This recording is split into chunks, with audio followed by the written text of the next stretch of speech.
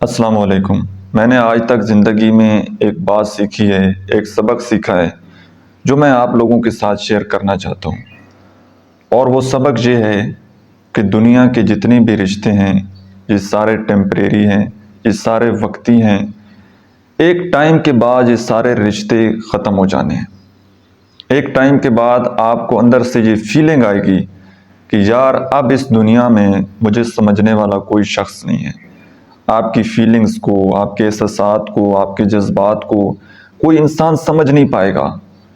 بڑے دوست آپ کے بنیں گے، بڑی دوستیاں آپ کی لگیں گی، بڑے یاریاں آپ کی لگیں گی، لیکن ایک ٹائم کے بعد جو کچھ آپ سوچ رہے ہوں گے یا جو آپ کی دل کی فیلنگ ہوگی، کبھی وہ آپ کی خاموشی کو سمجھ جاتے تھے، لیکن آج آپ ان کے سامنے مسکرائیں، ان کو اپنا دکھ بیان کریں، تب بھی وہ آپ کے دکھ کو نہیں سمجھتے۔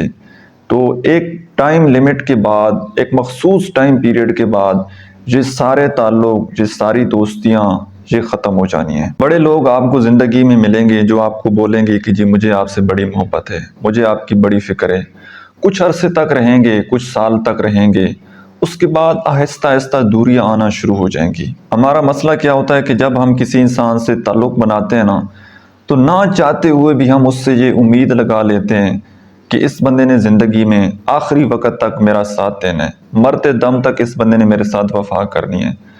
تو وہ دنیا ہی کیا جہاں پر آپ کو وفا ملے، وہ انسان ہی کیا جو آپ کے ساتھ وفا کر جائے۔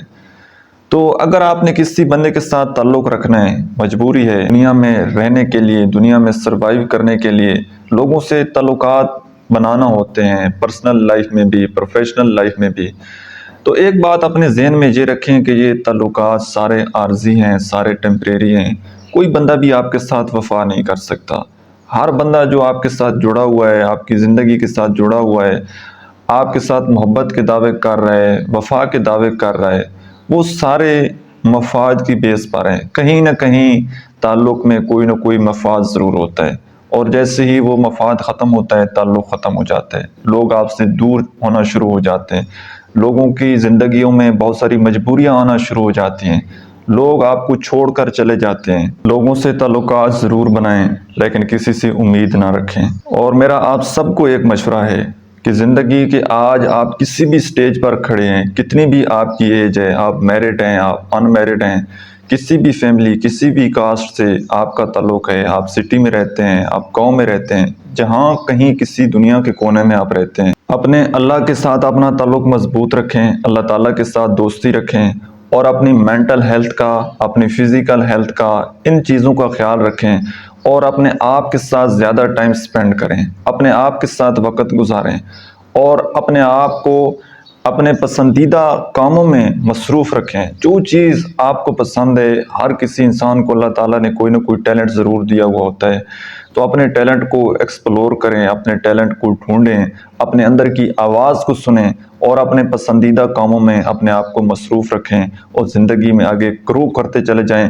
ایک تعلق جو آپ کو دنیا اور آخرت میں کام آنا ہے وہ آپ کا اور آپ کے رب کا ہے۔ کبھی بھی اس کے اوپر آپ نے کمپرومائز نہیں کرنا، اور اپنی ہیلتھ کو اور اپنی ذات کو ہمیشہ فرسٹ پریورٹی پر رکھنا ہے۔ باقی رشتے، باقی تعلق یہ تب تک ہیں جب تک آپ زندگی میں آگے گرو کر رہے ہیں، یہ تب تک ہیں جب آپ بالکل صحت مند ہیں۔ جس دن آپ بیمار ہو گئے، جب آپ محتاج ہو گئے، اللہ تعالیٰ آپ کو صحت سکون والی لمبی زندگی دے، لیکن جیسے ہی آپ کی زندگی میں مشکل وقت آئے گا، کسی بھی صورت میں کوئی چیلنج آئے گا، کسی بھی صورت میں کوئی آزمائش آئے گی، تو لوگ آپ سے دور بھاگیں گے، لوگ آپ کو سلام دینا گوارا نہیں کریں گے۔